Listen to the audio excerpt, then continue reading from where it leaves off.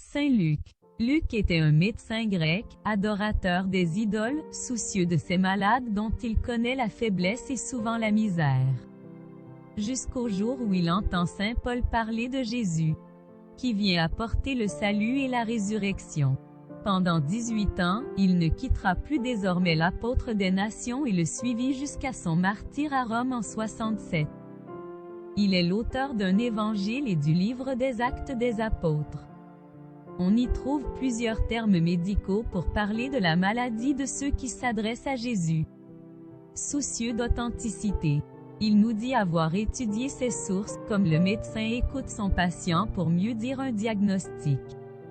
Modeste et compatissant, il retient, plus que les autres évangélistes, tout ce qui marque la bonté du Sauveur, l'enfant prodigue, le bon samaritain, la brebis perdue, la prostituée qui s'en va pardonner, le bon larron. Dante dira de lui: il est le scribe de la miséricorde du Christ. Heureux lui-même d'avoir trouvé le salut, il est, à sa manière, le chantre de l'amour incarné. Comme Saint Jean le sera de l'amour infini de Dieu Trinité.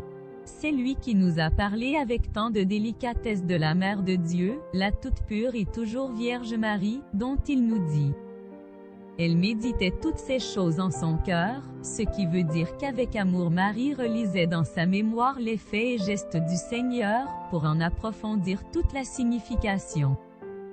Comme Saint Luc l'a fait en écoutant Saint Paul et en nous transmettant cet évangile de la bonté de notre Père du ciel.